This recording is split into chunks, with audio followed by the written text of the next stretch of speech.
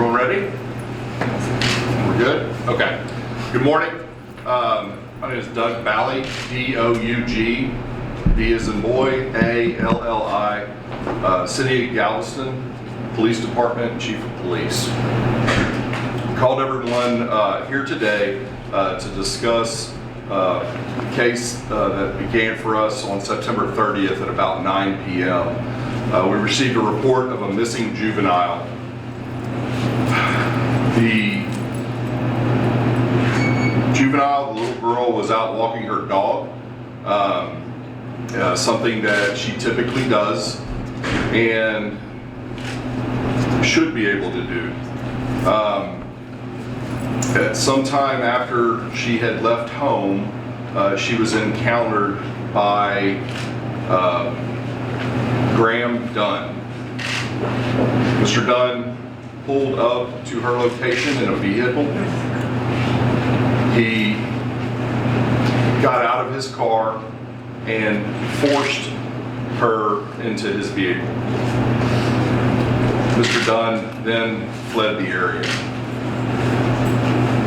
Our responding officers went out and began investigating this case. They quickly learned from an emergency ping that her phone, the child's phone, was in the area of the 8700 block of Seawall Boulevard. Officers responded to that area and began searching. Assisting agencies also came out. Galveston County Sheriff's Office, Texas Parks and Wildlife, University of Texas Medical Center Police Department, as well as Texas Department of Public Safety. In a very short period of time, 3 drones were deployed in search of the child, and the Department of Public Safety helicopter was on scene searching for the child. One of our officers, Officer Nino, responded to the hotel and attempted to, the hotel that was in the 8700 block of Seawall Boulevard, and attempted to view surveillance video. He was unable to access it, employees were unable to access it.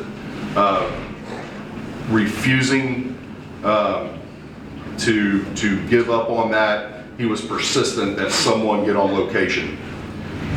Thankfully, due to his persistence,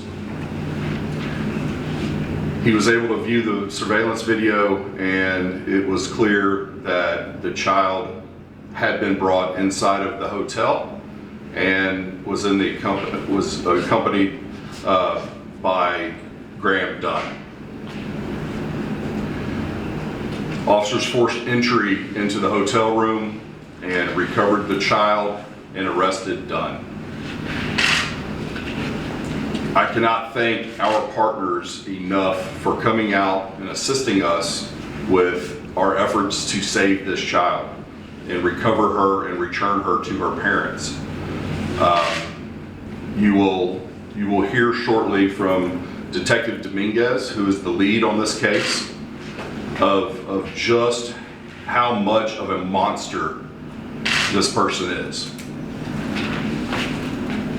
I'm grateful that our officers and everyone involved, all the other agencies involved, acted quickly and with urgency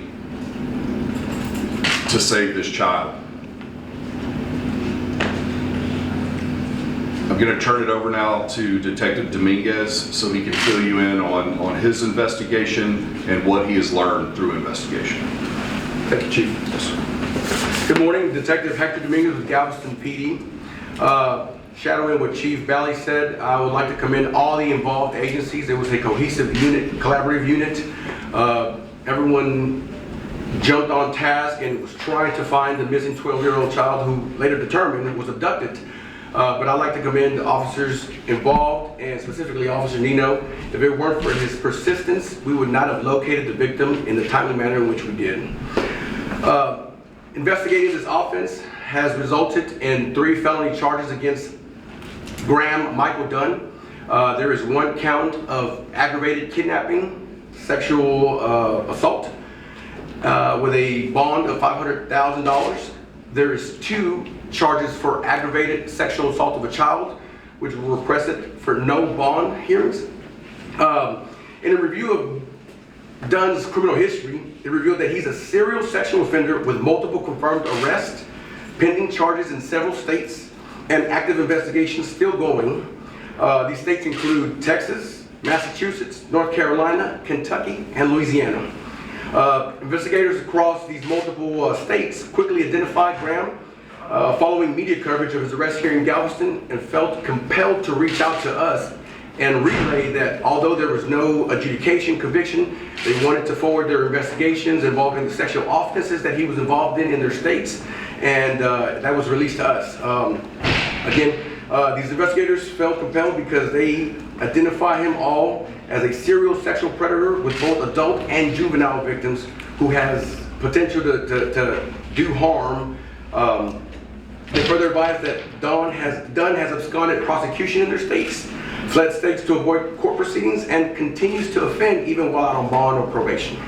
I'd like to commend those agencies for reaching out to us as well, forwarding the information.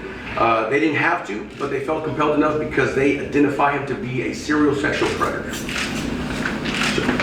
Thank you, sir. We will now turn it over to Galveston County District Attorney Ken Cusick. Morning, I'm Kenneth Cusick, last name C-U-S-I-C-K. I've only been in this job for 4 months. I was appointed by Governor Abbott, but I can tell you right now, justice has arrived, and this man will get the full measure of justice. I've been a prosecutor for 37 years, and this is one of the most disgusting situations I've heard of. But I am so happy that the collaborative effort of law enforcement in this area, state and local, were able to rescue that young lady. But I can tell you right now, it starts with the charges he's facing, the bond set. There's no bond on others. We are pursuing no bond. If there was ever a clear and convincing evidence or depiction of a person that should not have bond pending trial, it's Mr. Dunn. With the history of things that have gone on in other states, the fact that he's on bond, similar type of conduct, and then attempts this in Galveston, there's no question this person should be locked up pending trial.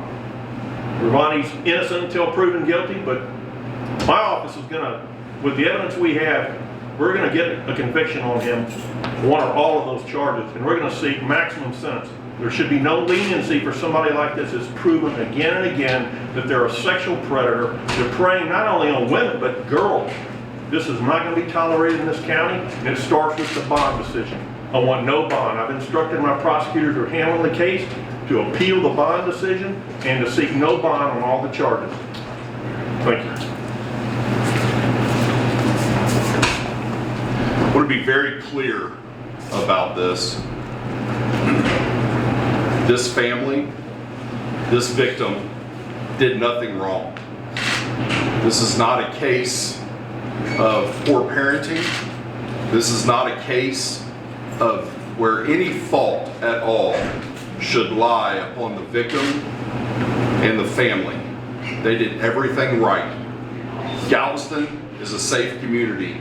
You should be able to walk your dog. A child should be able to ride their bike, and we should be able to go outside and enjoy it. When someone crosses the bridge and comes to Galveston, we will defend it fiercely if you come here for wrongdoing.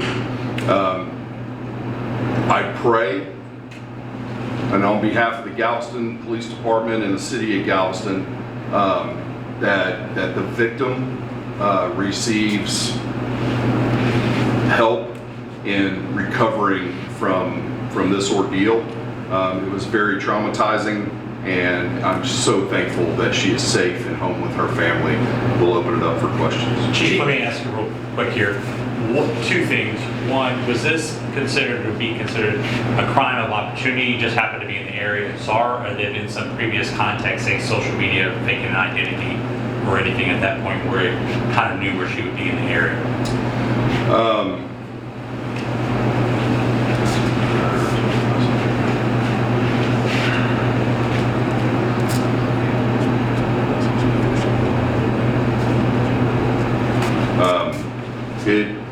my understanding that that this sexual predator, Mr. Dunn, utilized a ruse through social media to lure the child. And on top of that too, how did he end up in Galveston? Because when he took his head was pointed out his criminal record across, he's out on bond for a North Carolina thing where he attacked a 74-year-old woman. How did he end up in Galveston? Does anybody know how it is on his travels that he ended up here? No, I speculate that he utilizes multiple forms of social media and utilizes that as a way to target. Any specifics on which platforms are used?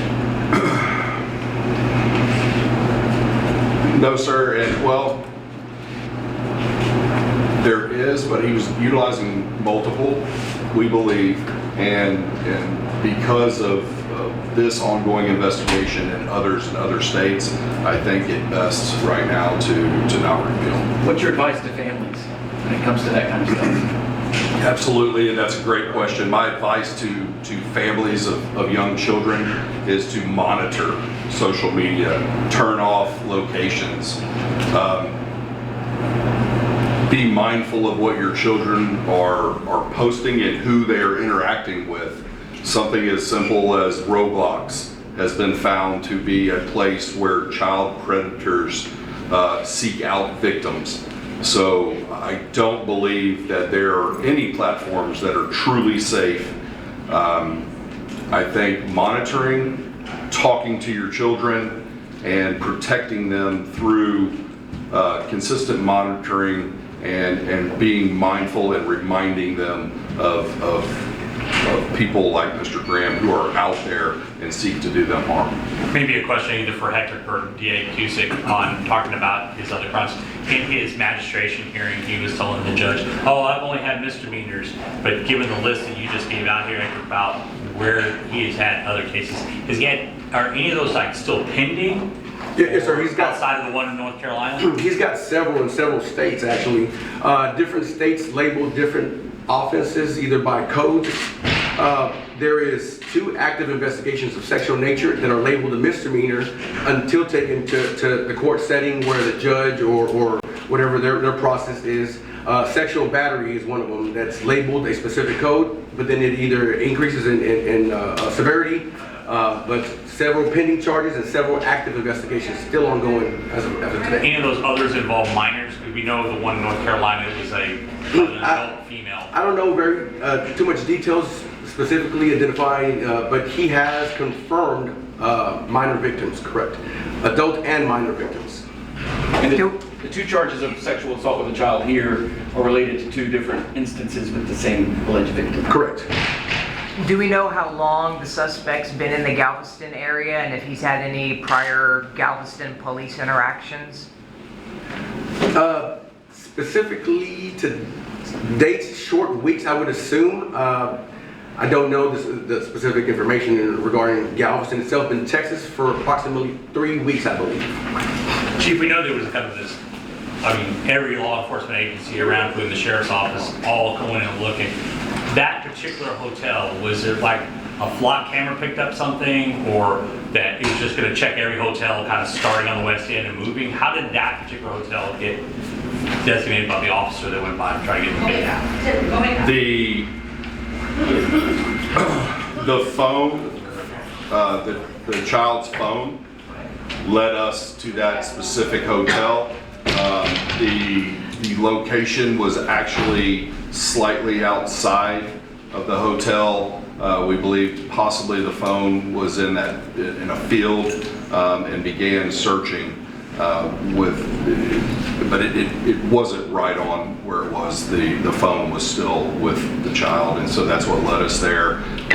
Thankfully for those officers that responded to that hotel, they were persistent, never gave up, and again, Officer Nino acted extremely commendably. It was amazing. On Nino, how long has he been on the force? He's a transfer a lateral officer, had experience elsewhere, and has been with us for about 2 years. When you know what his history was before, so how long he's been in law enforcement? I think approximately 7, 8 years or so. Very sharp, very talented, very hard-working man. Through your investigation, have you identified any other either victims here locally that he might have had contact with before getting caught in this instance, or any potential that he was grooming locally for in the future? We have no specific evidence of him acting in Texas prior to this. However, the investigation continues. It's ongoing, and we're going to turn over every stone that we possibly can to ensure that if that occurred, we know about it and extend the investigation to other agencies if need be. DA Cusick, if I can ask on this, because you're talking about the no bond.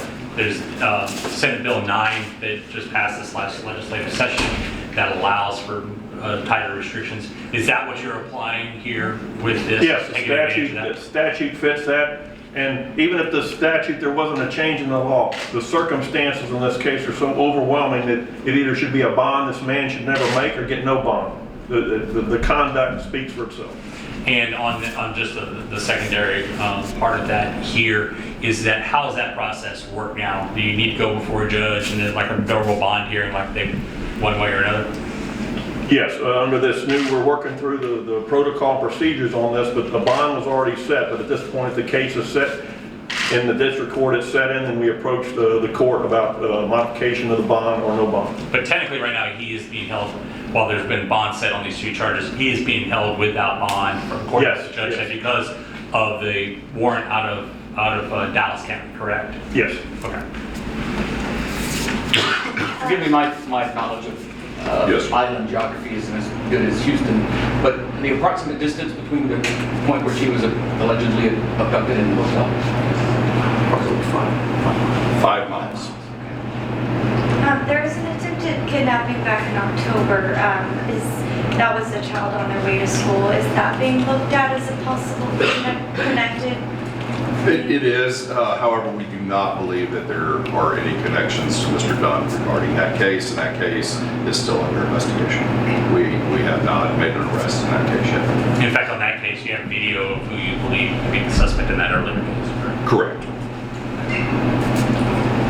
Anyone else? Anyone have any questions? Thank y'all very much for being here. I sincerely appreciate it.